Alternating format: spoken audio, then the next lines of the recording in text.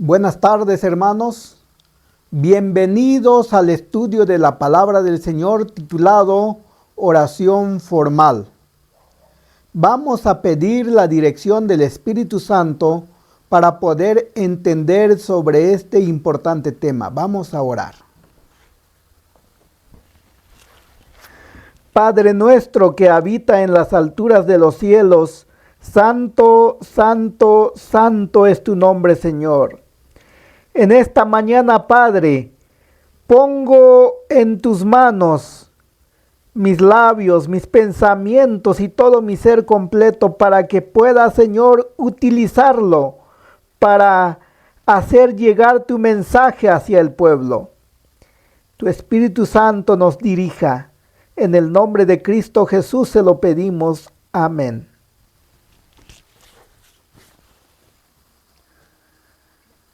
Como niños espirituales, es necesario explicarles primero la base de la comunicación con Dios a través de la oración formal, práctica, visible, externo, material, para que podamos crecer en la fe y entender la segunda parte, que es la oración informal, o conocido como la oración mental, invisible, interno, espiritual. Y esto es para los que han alcanzado la madurez espiritual. Vamos a ver la oración para nuevos conversos, es decir, cuando apenas iniciamos a entender y comprender la palabra del Señor. 1 Corintios 3:1 dice así: hermanos, no pude hablaros como a espirituales, sino como a carnales, como a niños en Cristo. Os di a beber leche y no alimento sólido, porque aún no podéis soportarlo, ni aún podéis ahora. 1 Pedro 2:2 dice: como niños recién nacidos, desead la leche espiritual pura, para que por ella crezcáis en vuestra salvación. Si no queremos aceptar la oración formal, que es material, cuánto más la oración mental, que es espiritual. Hermanos, es necesario comprender sobre la oración formal. ¿Qué es la oración formal? En el cielo es el tipo de adoración de los seres celestiales, ángeles, serafines, querubines, 24 ancianos, 4 seres vivientes. En la tierra son las oraciones congregacionales, familiares y privadas. Son todas las oraciones no permanentes que requiere formalidad, es decir, requiere una posición, hora fija o programada, lugar especial. Deben ser cortas excepto las oraciones privadas, palabras y entonaciones adecuadas para determinado lugar y tiempo, sin perder la reverencia, porque allí se encuentra la presencia de Dios.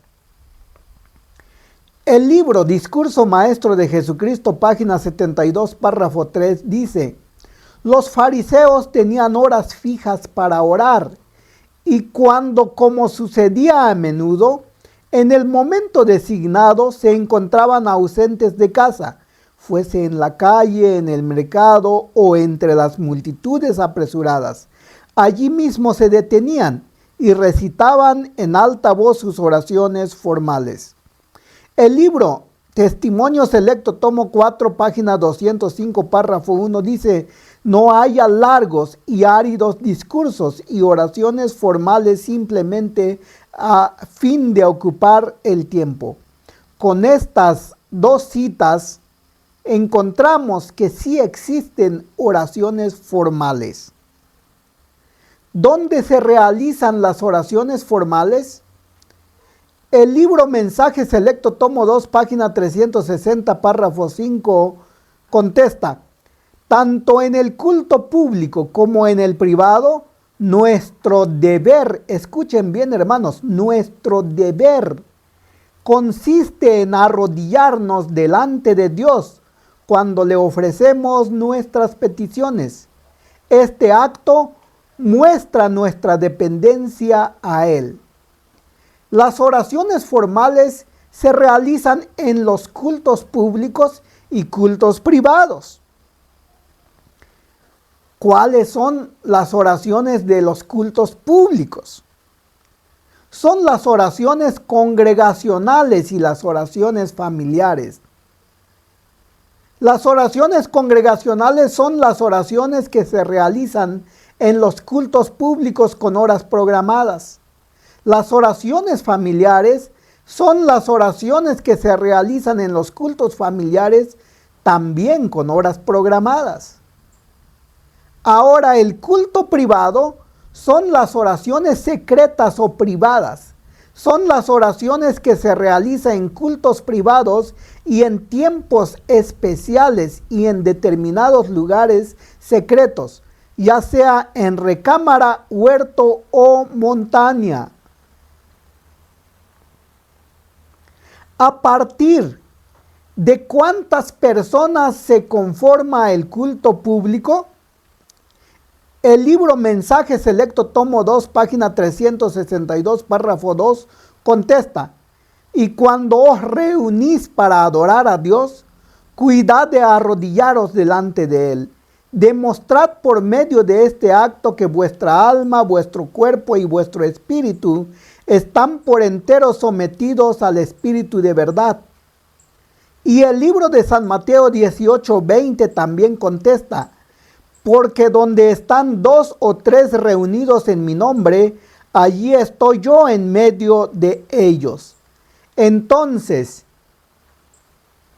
se conforma el culto público donde existe una reunión. ¿Puede reunirse una sola persona? Claro que no.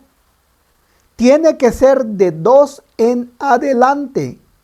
Por lo tanto, los cultos familiares y los cultos públicos son considerados como parte del culto público. Y esas oraciones que se realizan en ello son oraciones del culto público. Les voy a mostrar, hermanos, cuáles son las oraciones del culto público. Culto público son las oraciones congregacionales y las oraciones familiares. Culto público es donde hay presencia más de una persona, que se rompe las reglas de la privacidad entre el hombre y Dios. Son considerados cultos públicos. Ahora, las oraciones congregacionales, hermanos, el libro La Educación, página 233, párrafo 3 dice: la oración en público tiene su lugar. Lugar de las oraciones congregacionales. Joya de los Testimonios, tomo 2, página 193, párrafo 3. La iglesia es el santuario para la congregación. Debiera haber reglas respecto a la manera de adorar. Él santificará ese lugar con su presencia y será santo para el Señor de los ejércitos. Las oraciones familiares, en el libro El Camino a Cristo, página 98, párrafo 3, dice: debemos orar también en el círculo de nuestra familia. El libro Conducción del Niño, página 489, párrafo 2, dice: si hubo tiempo en el que cada casa debiera ser una casa de oración, es ahora. Entonces, las oraciones familiares, hermanos, se hacen en el círculo de la familia y es en cada casa. El lugar de las oraciones familiares. Joya de los Testimonios, tomo 2, página 193, párrafo 3, dice: la casa es el santuario para la familia. Él santificará ese lugar con su presencia y será santo para el Señor de los ejércitos. Oraciones del culto privado o secreto. El libro Testimonio para la Iglesia, tomo 2, página 172, dice: la oración familiar o pública solamente no es suficiente. La oración secreta es muy importante. Aquí en esta cita, hermanos, encontramos la oración familiar, la oración pública y la oración secreta. las tres clases de oraciones formales. El Camino a Cristo, página 98, párrafo 3 dice: la oración secreta solo debe ser oída por el Dios que oye las peticiones. Ningún oído curioso debe recibir el peso de tales peticiones. Entonces, la oración privada no debe de haber ningún integrante de la familia ni hermanos de la iglesia. Nada más uno solo, la persona y Dios. Lugar de las oraciones privadas o secretas. Joya de los Testimonios, tomo 2, página 193, párrafo 3, responde, dice: la cámara o el huerto, el lugar más retraído para el culto individual. Él santificará ese lugar con su presencia y será santo para el Señor de los ejércitos. Discurso Maestro de Jesucristo, página 73, párrafo 1, dice: tengamos un lugar especial para la oración secreta. Debemos escoger, como lo hizo Cristo, lugares selectos para comunicarnos con Dios.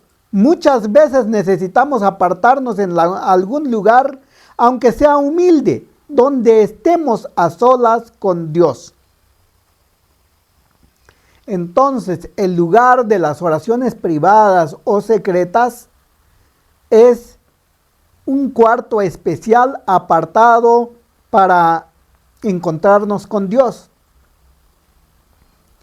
O ya sea escoger un lugar especial como lo hacía Cristo. Él lo hacía en un huerto, en el huerto de Getsemaní, donde se acostumbraba a ir todas las tardes para orar y encontrarse con su Padre Celestial. Estas oraciones, hermanos, son oraciones que no se mide el tiempo. Pueden ser oraciones largas, excepto las oraciones familiares o las oraciones públicas. Ejemplo de las oraciones privadas. Nuestro Señor Jesucristo se encuentra registrado en San Lucas 22:41. Y Él, es decir, y Cristo, se apartó de ellos a distancia como de un tiro de piedra y puestos de rodilla oró. Y puesto de rodilla oró. San Marcos 14:35 dice: y adelantándose un poco, se postró en tierra y oró. Hermanos, vemos cómo Cristo siempre oraba de rodillas. ¿Quiénes somos nosotros para realizar nuestras oraciones sentados o de pie? Obreros Evangélicos, páginas 267 y 268 dice: el Salvador amaba la soledad de la montaña para estar en comunión con su Padre. Se apartaba noche tras noche de la confusión de la ciudad y se postraba ante su Padre en oración. Con frecuencia seguía elevando sus peticiones durante toda la noche. Descubrimos que estas oraciones, hermanos, pueden ser oraciones muy largas. Cuando Daniel supo que el edicto había sido firmado, entró en su casa, donde tenía las ventanas de su cámara alta abiertas hacia Jerusalén. Y como solía hacerlo antes, 3 veces se arrodillaba y oraba y daba gracias a Dios. Daniel realizaba sus oraciones privadas en su cámara o en un cuarto. Cristo lo realizaba en el huerto de Getsemaní. Descubriremos cómo Enoc oraba. Obreros Evangélicos, página 53, párrafo 1. Él seguía excluyéndose de toda sociedad en ciertos periodos. Después de permanecer por un tiempo entre la gente, trabajando para beneficiarla por su instrucción y ejemplo, se retiraba para pasar un tiempo en la soledad, con hambre y sed de aquel conocimiento divino que solo Dios puede impartir. Enoc también se retiraba de la sociedad y allí se encontraba con Dios como lo hacía Cristo. Ahora descubriremos las características de las oraciones formales. A la luz de la Santa Biblia y del espíritu de profecía, la oración formal se hace en la iglesia, en las casas y en la recámara o huerto, en el cual tiene reglas con que deben realizarse, enumerando los siguientes. Número 1, debe ser de rodillas. Número 2, oraciones cortas, directas y con palabras precisas, excepto la oración secreta. Número 3, usar palabras sencillas. Número 4, es audible en tono claro y alto. Número 5, el lugar de las oraciones formales, ya dijimos, es en la iglesia, en las casas o en el huerto o montañas. Son las 3 clases de oraciones. Y en esas 3 clases de oraciones debe de haber reverencia, porque Cristo se encuentra en ese lugar, porque el Espíritu de Dios se acerca allí, porque el ángel del Señor allí se encuentran. Vamos a ver la primera parte, la primera característica. Número 1, requiere posición y es de rodillas. Isaías 45:23 dice: por mí mismo he jurado, de mi boca salió la justa promesa y no será revocada, que a mí se doblara toda rodilla, jurara toda lengua. Romanos 14:11, pues escrito está, dijo el apóstol Pablo. ¿Dónde estaba escrito? En Isaías, lo que acabamos de leer.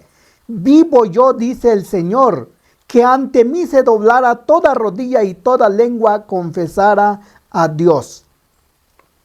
Filipenses 2:10 dice: para que en el nombre de Jesús se doble toda rodilla de los que están en el cielo, en la tierra y debajo de la tierra. El libro Consejo para la Iglesia, página 534, párrafo 1, dice: tanto en el culto público como en el privado es privilegio nuestro doblegar las rodillas ante el Señor cuando le ofrecemos nuestras peticiones. El libro Mensaje Selecto, tomo 2, página 359, párrafo 1, nos hace una pregunta. ¿De dónde han sacado nuestros hermanos la idea de que deben permanecer de pie mientras oran a Dios? ¿De dónde han sacado esa idea? ¿Por qué el espíritu de profecía nos hace esta pregunta? Y la autora de este libro, la hermana Elena de White, dice: arrodíllese. Esta es siempre la posición correcta. Hermano y hermana, si quiere ir al cielo y ser uno de los santos del Altísimo, primero tienes que prepararte aquí en la tierra. Tienes que practicar aquí en la tierra cómo se adora a Dios allá en el cielo. Consejo para la Iglesia, página 334, párrafo 1, dice: no te engañes, Dios no puede ser burlado. Nada que no sea la santidad te preparará para el cielo. Es la piedad sincera y experimental lo único que puede darte un carácter puro y elevado y habilitarte para entrar en la presencia de Dios, quien mora en luz inaccesible. Esta tierra es el único lugar donde debemos adquirir el carácter celestial. Por lo tanto, comienza enseguida. Hechos de los Apóstoles, página 472, párrafo 1. Pero todo el que siga al Cordero en el cielo, primero tiene que seguirle aquí en la tierra. No con inquietud o caprichosamente, sino con confianza, amor y obediencia voluntaria, como la oveja sigue al pastor. ¿Quieres seguir a Cristo, pero no quieres obedecer a su palabra? Hermano, tenemos que obedecer la palabra de Dios como está escrito. Es necesario. Nuestro Señor Jesucristo reprobó las oraciones de pie en la sinagoga, es decir, en las iglesias. San Mateo 6:5 dice, cuando ores, no seas como los hipócritas, que gustan orar de pie en las sinagogas, es decir, en las iglesias, y en las esquinas de las calles para ser visto por los hombres. Os aseguro que ya tienen su recompensa. En otras versiones dice, os aseguro que esa fue todas sus recompensas. Cuando oremos no seamos como los hipócritas, porque los hipócritas les gustan orar de pie en las iglesias. ¿Quiénes son los hipócritas? Son los escribas, los fariseos, los líderes de la iglesia judía. Mensaje Selecto, tomo 2, página 362, párrafo 1, dice, no estéis en pie con una actitud farisaica al ofrecer vuestras oraciones a Dios. Desconfiad de vuestra propia fuerza, no confiéis en ella, sino postraos con frecuencia de rodillas delante de Dios para adorarle. No debemos de orar de pie en estas 3 clases de oraciones, en las oraciones formales. Ahora, ¿quiénes son aquellos hipócritas a la cual Cristo dijo, cuando ores no seas como los hipócritas? En el tiempo de Cristo, los hipócritas, según San Mateo 23:13, dice, ay de vosotros escribas y fariseos hipócritas. Eran los escribas y los fariseos. Cristo nuestro Salvador, página 104, párrafo 2, dice, era muy fácil comprobar que había llamado hipócritas y asesinos a los sacerdotes y a los escribas. Entonces, nuestro Señor Jesucristo los llamó hipócritas a los líderes de la organización judía.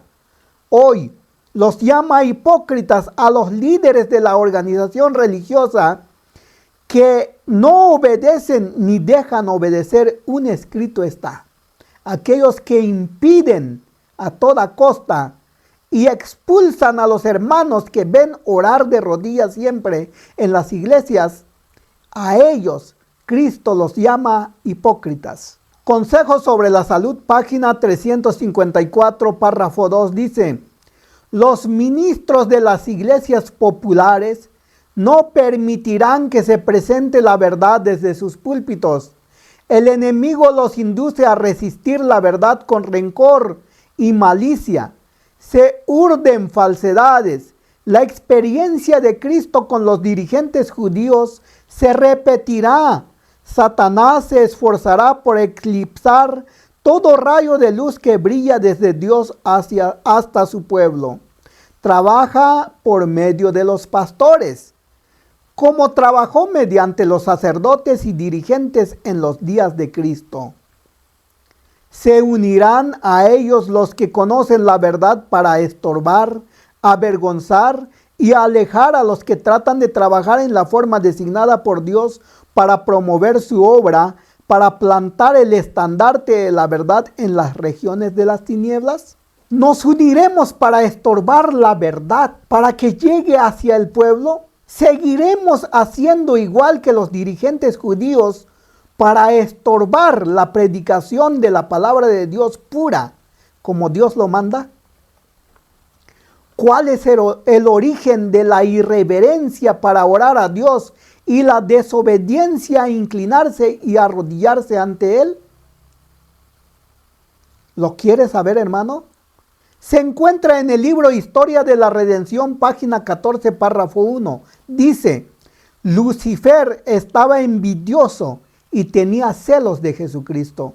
No obstante, cuando todos los ángeles se inclinaron ante él para reconocer su supremacía, gran autoridad y derecho de gobernar, se inclinó con ellos, pero su corazón estaba lleno de envidia y odio. Historia de la Redención, página 14, párrafo 2, continúa diciendo, congregó a las huestes angélicas, les dijo que de allí en adelante toda la dulce libertad de que habían disfrutado los ángeles llegaría a su fin. Les declaró que Él los había congregado para asegurarles que no soportaría más esa invasión de sus derechos y los de ellos, que nunca más se inclinaría ante Cristo, que tomaría para sí la honra que debiera habérsele conferido y sería el caudillo, o sea, el jefe de todos los que estuvieran dispuestos a seguirlo y a obedecer su voz. Satanás le pidió a nuestro Señor Jesucristo a postrarse ante Él porque Él conocía la adoración correcta allá en el cielo. San Mateo 4:8 se encuentra registrado cuando dice: de nuevo el diablo le llevó a un monte muy alto y le mostró todos los reinos del mundo y su gloria, y le dijo: todo esto te daré si te postras y me adoras. Entonces respondió Jesús: vete, Satanás, que escrito está: al Señor tu Dios adorarás y a Él solo servirás. Satanás sabía que allá en el cielo se tiene que postrar para adorar a Dios. Él conocía perfectamente. A los 3 hebreos fueron obligados bajo pena de muerte a postrarse ante la estatua. Sin embargo, decidieron no hacerlo porque sabían que esta adoración solo le correspondía al Dios del cielo. Daniel 3:14 dice: y Nabucodonosor les dijo: es verdad, Sadrach, Mesach y Abednego, que vosotros no honráis a mi Dios, ni adoráis la estatua de oro que levanté.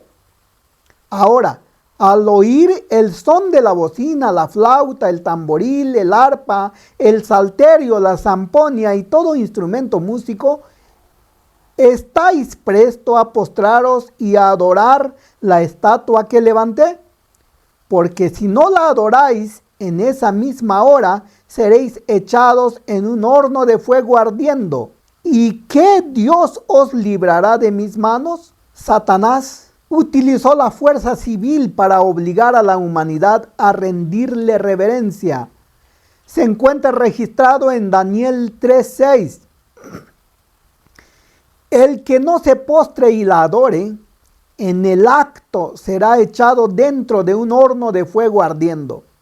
Por eso, al oír el son de la bocina, la flauta, el tamboril, el arpa, el salterio, la zamponia y todo instrumento músico, todos los pueblos, naciones y lenguas se postraron y adoraron la estatua de oro que el rey Nabucodonosor había levantado.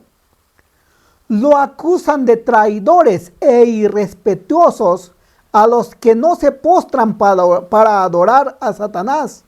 Daniel 3:12 dice: hay unos varones judíos que tú pusiste sobre la provincia de Babilonia, y es Sadrach, Mesach y Abednego. Esos varones, oh rey, no te han respetado, no adoran tus dioses, ni honran la estatua de oro que tú levantaste. La respuesta de los 3 hebreos son lo siguiente. Se encuentra registrado en Daniel 3:16. Sadrach, Mesach, Abednego respondieron al rey Nabucodonosor: acerca de esto no necesitamos responderte. Nuestro Dios, a quien honramos, puede librarnos del horno de fuego, y de tu mano, oh rey, nos librará. Y aunque no nos librara, sepa, oh rey, que no adoraremos a tu Dios, ni la estatua que has levantado. Sin embargo, los escribas, fariseos y sacerdotes obedecieron la voz de Lucifer, aceptando esta irreverencia en forma de costumbre. El comentario bíblico adventista, tomo 5, página 355, dice, haciendo explicación la oración en pie: la referencia aquí es a las horas regulares de oración, por la mañana y por la tarde. Habitualmente el templo y las sinagogas eran los lugares de oración. Quienes no podían orar en esos lugares establecidos, podían orar en el campo, en casa o en su cama. Más tarde, es decir, después, la tradición estableció que ciertas oraciones debían pronunciarse de pie. ¿Vieron, hermanos? Más tarde no dice un escrito está, no dice Cristo dijo, dice la tradición estableció que ciertas oraciones debían pronunciarse de pie, otras mientras estaba sentado, caminando, montado en burro, sentado o acostado en cama. Hermanos, allí se perdió la reverencia.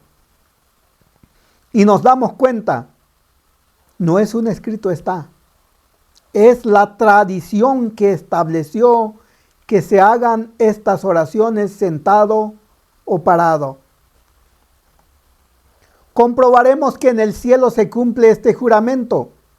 Apocalipsis 4:10, los 24 ancianos se postraban ante el que estaba sentado en el trono, adoraban al que vive para siempre jamás, echaban sus coronas ante el trono y decían.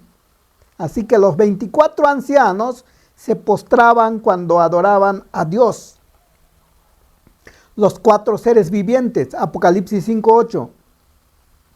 Cuando tomó el libro, los 4 seres vivientes y los 24 ancianos se postraron ante el Cordero. Cada uno tenía un arpa y una copa de oro llena de incienso, que son las oraciones de los santos. Los 4 seres vivientes también se postraban ante Cristo. Los millares de ángeles, Apocalipsis 5:11. Y miré y oí la voz de muchos ángeles alrededor del trono, de los seres vivientes y de los ancianos. Su número era millones de millones. Apocalipsis 7:11. Y todos los ángeles que estaban de pie alrededor del trono, de los ancianos y de los seres vivientes, se postraron sobre su rostro ante el trono y adoraron a Dios. El Camino a Cristo, página 94, dice, los ángeles se deleitan en postrarse delante de Dios, se deleitan en estar cerca de Él. Es su mayor delicia estar en comunión con Él. Los ángeles se deleitan en postrarse ante el Señor. Pero los malos ángeles, los ángeles caídos, no quieren postrarse ante el Señor. Comprobaremos que en la tierra se cumple este juramento con los siervos de Dios. En primer lugar, nuestro Señor Jesucristo, Marcos 14:35, y adelantándose un poco se postró en tierra y oró que si fuese posible pasase de él aquella hora. Postrado oraba Cristo. Consejo para la Iglesia, página 534, párrafo 1. Tanto en el culto público como en el privado es privilegio nuestro doblegar las rodillas ante el Señor cuando le ofrecemos nuestras peticiones. Jesús, nuestro modelo, puesto de rodillas, oró. Acerca de sus discípulos está registrado que también oraban puesto de rodillas. En Hechos 9:40 y 20:36 y 21:5, Pablo declaró, por esta causa doblo mis rodillas ante el Padre de nuestro Señor Jesucristo. Efesios 3:14. Al confesar ante Dios los pecados de Israel, Esdras estaba de rodillas, según Esdras 9:5. Daniel se arrodillaba 3 veces al día y oraba y daba gracias delante de Dios, según Daniel 6, 10 y 5. Hermanos, por esa razón la hermana Elena de White dijo, ¿de dónde han sacado la idea de que deben permanecer de pie mientras oran? Arrodíllese, esa es la forma correcta de oración. Característica número 2 de las oraciones formales. Estas oraciones son cortas, son directas y con palabras precisas. Obreros Evangélicos, página 180, dice, las oraciones ofrecidas en público deben ser cortas y directas. Dios no requiere de nosotros que hagamos tediosos los momentos de cultos con largas peticiones. Consejo para la Iglesia, página 272, párrafo 4 dice: la oración debe ser corta y precisa. Obreros Evangélicos, página 188, párrafo 3 dice: las oraciones formales en tono de sermón no son necesarias ni oportunas en público. Una oración corta, ofrecida con fervor y fe, enternecerá los corazones de los oyentes. Característica número 3. Usar palabras sencillas. Obreros Evangélicos, página 182. El lenguaje grandilocuente no es apropiado en la oración, ya sea la petición hecha en el público, en el círculo de la familia o en secreto. Especialmente aquel que ora en público debe emplear un lenguaje sencillo a fin de que otros puedan entender lo que dice y unirse a la petición. Y todos pueden decir amén cuando sea necesario. Consejo para la Iglesia, página 272, párrafo 4 dice: el que ora debe hacerlo con palabras sencillas y fervientes. Así que la característica de la oración formal es usar palabras sencillas. Número 4. Es audible en tono claro y alto. Testimonio para la Iglesia, página 383, párrafo 3. Es necesario que los ministros y todos los que elevan oraciones en público aprendan a orar de tal manera que Dios sea glorificado y que sean bendecidos los que escuchan. Es necesario que hablen despacio y en forma precisa, en un tono lo suficientemente alto para ser escuchado por todos, de manera que pueden unirse para decir amén. Hermanos, esta oración formal es en tono claro y alto, es audible. Número 5. Lugar de las oraciones formales. Joya de los Testimonios, tomo 2, página 193, párrafo 3. La casa es el santuario para la familia.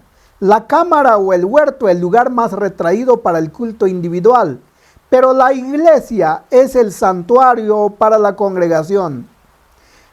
Las oraciones congregacionales se hacen en la iglesia. Las oraciones familiares se realizan en cada casa. Las oraciones secretas se realizan en cámara, huerto o montaña.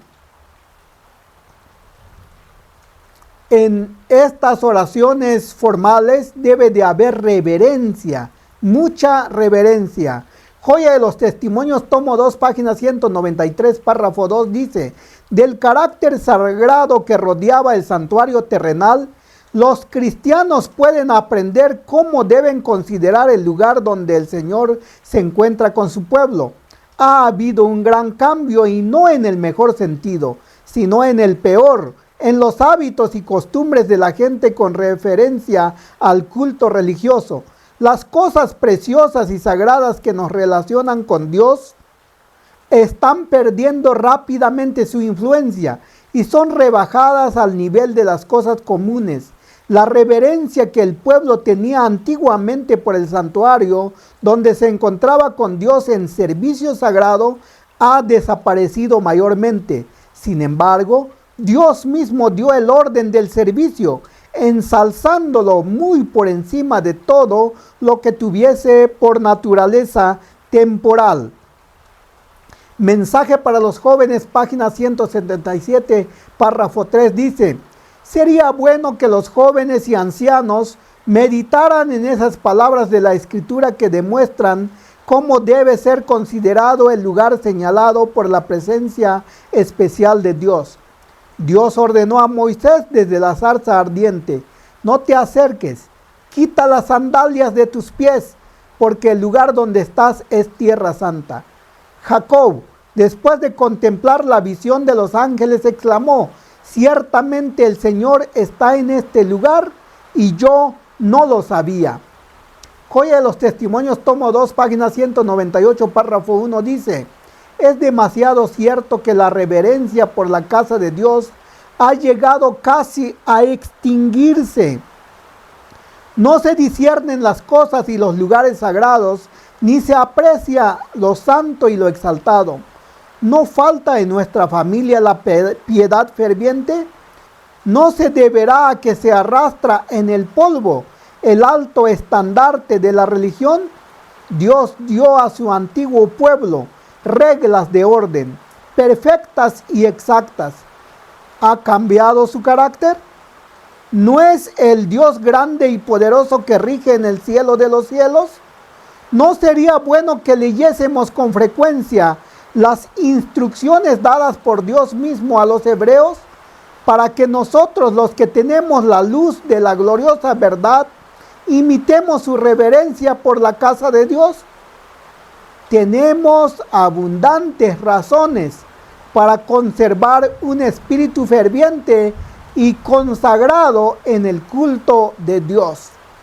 Tenemos motivos para ser aún más reflexivos y reverentes en nuestro culto que los judíos. Pero un enemigo ha estado trabajando para destruir nuestra fe en el carácter sagrado del culto cristiano. Hermanos, tengamos cuidado. No porque sean nuestros líderes o porque ellos conocen más, nos impidan tener reverencia al adorar a Dios. Obedezcamos, un escrito está. Testimonio para la Iglesia, tomo 1, página 363, párrafo 2, dice: a los santos ángeles les ha desagradado y repugnado la forma irreverente como muchos han empleado el nombre de nuestro Dios, el gran Jehová. Los ángeles pronuncian ese nombre sagrado con mucha reverencia y siempre velan su rostro cuando lo hacen. Y el nombre de Cristo es tan sagrado para ellos que lo pronuncian con la mayor reverencia. Pero no sucede así con el espíritu y la influencia que acompañan al movimiento que estableció la fecha de 1854. Son totalmente opuestos. Algunos que todavía se encuentran bajo la misma influencia hablan de Dios como si fuera un caballo o cualquier otra cosa común. En sus oraciones emplean las palabras Dios Todopoderoso en forma vulgar e irreverente. Quienes hacen esto no tienen noción del exaltado carácter de Dios, de Cristo o de las cosas celestiales. Hermanos, tengamos cuidado cuando oramos en la iglesia, en las casas y en los cultos privados.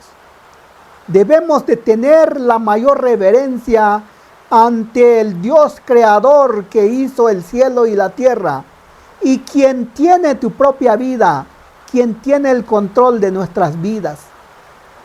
Si este mensaje te ha ofendido, hermanos, es un escrito está. Tal vez las costumbres y las tradiciones, las prácticas que se ha venido haciendo en las iglesias no coincida con lo que acabamos de ver. Pero Dios tiene un pueblo en esta tierra y Dios tiene un pueblo que le obedece y que sea reverente ante Él. Dios los bendiga.